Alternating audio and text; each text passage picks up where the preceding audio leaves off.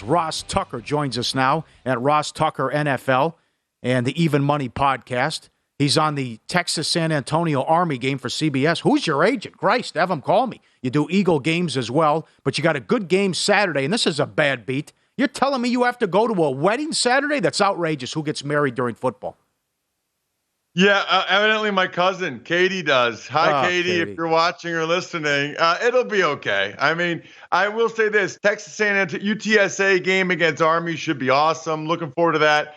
And halfway on my drive back to Pennsylvania, I'll stop by and go to her wedding. I'll tell you what, she's very lucky that it's not a big Penn State game on a Saturday night. Yep. Otherwise, there'd be about half the people would actually attend if you're getting married in Pennsylvania. She's lucky it's not like a big Penn State game that night. They play Ohio at 12, which is probably why the ceremony starts at 4:30 in PA. So if anybody else out there, by the way, has made that mistake of getting married in the fall, I don't know why so many people like fall weddings. Evidently, it's the biggest month to get married is September, October. Best anniversary gift, myfrontpagestory.com. Not only have I talked to you guys about it before, I've actually gotten emails and tweets from your listeners. You guys must have awesome listeners because they've actually ordered it and they've gotten it and they've loved it. So shout out to all of your listeners, myfrontpagestory.com. Best gift for anybody, especially for anybody with anniversaries coming up, I promise. You grew up, you a Penn State guy. I mean, this is, I love this for college football with the playoff. It's essentially, you could argue, a 24-team playoff, maybe bigger, because the conference championship games, you get the automatic bid now, how important those are, and the little guy has a seat at the table, too. What do you think of the 12-team playoff? Yeah, it'll be interesting. I always thought, okay, that's a little bit weird. Like the number 12, I thought was weird. I actually thought 8 was fine. I thought 8 was the perfect number. When there was 5 Power Fives, then you have 2 at-larges, and then I wanted them to have one spot, for the best group of 5 team. I thought 8 was the perfect number, but listen, I like watching football, and I want there to be more games for us to watch, for us to bet on, for me to maybe potentially broadcast, although probably in my dreams to get some of those games. So I'm kind of the more the merrier. I know there are people that are concerned that it dilutes the regular season. I don't really look at it that way. I think it makes more regular season games more impactful because even with one loss, you still have a chance. Whereas for so long, 2 losses, it just felt like you were done, right? Now it feels like if you have 1 loss, you still have a pretty good chance to go. Yeah, I would totally agree with that. More games to watch, more games to bet on for sure. Now NFL here. Let me ask you, we kicked around our playoff teams and a bunch of teams that could miss it this year that made it because we've had at least four different teams get into the playoffs every year since 1990, if you can believe that. Who is the best team in the NFL that you could see missing the playoffs this year? So this might be a little bit controversial. I'm going to go with the LA Chargers. Yes. Now, look, they might make the playoffs, but I got to give you somebody, right? Mm-hmm. It's clearly an AFC team because the strength is in the AFC. My logic here is, last time I looked at DraftKings, the Chargers had the 3rd best odds to win the AFC. I mean, 3rd best odds to win the Super Bowl from the AFC, which I was stunned by. The Chargers are one of those teams that always look phenomenal on paper. Right? All kinds of talent. And Herbert. Now they got Khalil Mack and Joey Bosa and Derwin James. And they got they find a way, it feels like, to lose close games, to not win the games they have to. And I look at that division, and I think just adding a guy like Russell Wilson, the Denver Broncos, I think it elevates the entire organization, consciously and subconsciously. I think the Raiders will be dangerous with McDaniels as a first-time head coach. And I just think, look, they're not getting 4 into the playoffs. They might not even get 3. Mm-hmm. Those teams might beat each other up. So I think there's a very real scenario where the LA Chargers are like 9-8, maybe even 10-7 and don't make the playoffs. 10-7 probably gets you in, but maybe 9-8 and don't make the playoffs. Yeah, and it might come down to week 18 again like it did last year for that team. How about the longest shot on the board that you could actually see winning the MVP this year? Well, so the two that I like, very similar reasons. It's Jalen Hurts and Trey Lance, right? I mean, two young quarterbacks with teams that have a chance to do something pretty special. You know, you look at the NFC, and I think the Rams, Packers, Bucks are still the three best teams. But guys, doesn't it feel like they all kind of have flaws in the ointment? Mm-hmm. I mean, the Rams have a couple new guys on the O-line. Von Miller's gone. They still don't have Odell Beckham Jr. So, and I think we all agree it's probably pretty difficult for them to actually go ahead and repeat. The Packers still have some O-line question marks. No more Devontae Adams. The Bucks clearly have question marks at center and left guard.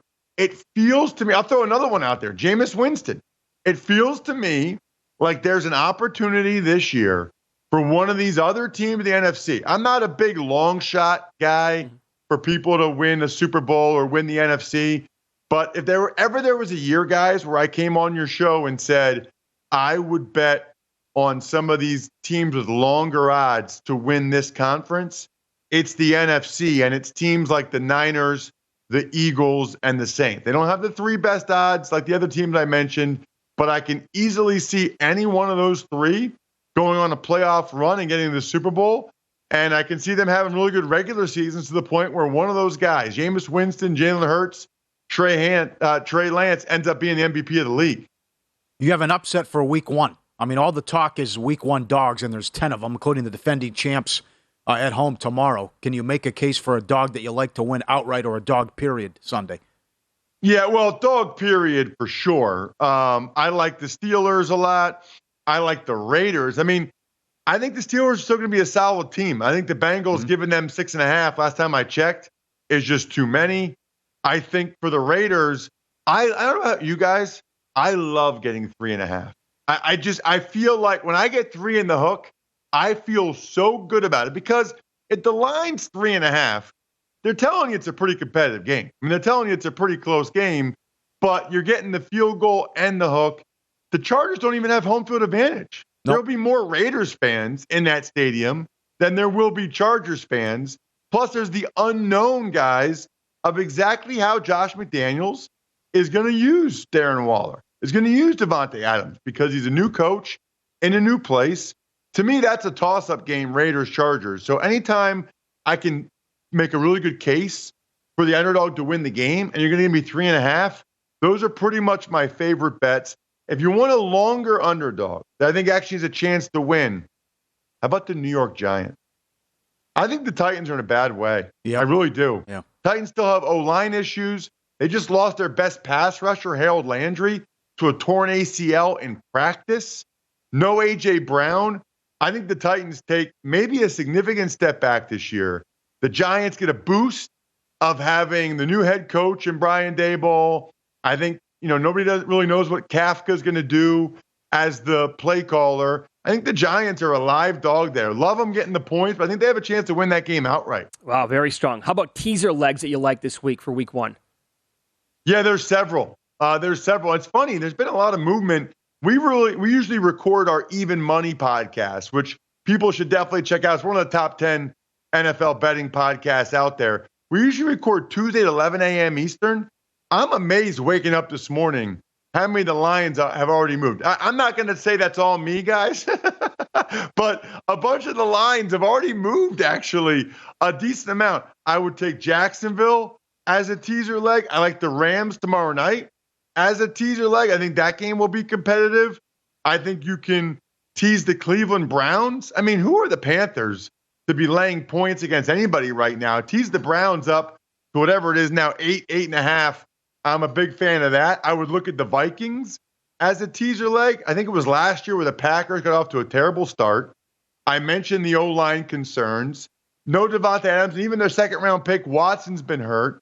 There's a bunch of good teaser legs that you can put together on some of these two-team, maybe even a 2-unit, 6-point teasers. I think I gave you 4. You can even tease the Colts down maybe if you want. There's probably 4 or 5 really good teaser legs that you can choose from to pair one or two of them up this weekend. Boy, you are fired up and ready to go. It's a lot of bets right there. Good. I love to hear it. You can follow Ross on Twitter at Ross Tucker NFL. Download, listen, subscribe to the Even Money podcast, the Ross Tucker podcast, the busiest guy in football during the season, and also myfrontpagestory.com for wedding season during football games, obviously.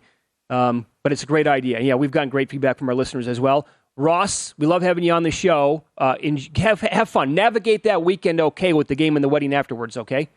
Oh, it's going to be, first of all, I think it's going to be an amazing game. It's a tight spread. Should be an awesome game. 12 o'clock, CBS Sports Network. Both are borderline top 25 teams. And then for me, just to know, as soon as that game's over, I'm an hour and a half from cocktail hour. I haven't seen my cousins in forever. It's going to be an epic weekend, boys. Let's do this. No doubt. Enjoy, my friend. Cash in the card and on about your way. Get out of there. There you go. Up next, great nuggets on teams that love to run or pass the football inside the 5-yard line and how you can take advantage of that here on VSiN. Visit VSiN.com to get current odds, listen for free, find showtimes, and download VSiN sports betting podcasts.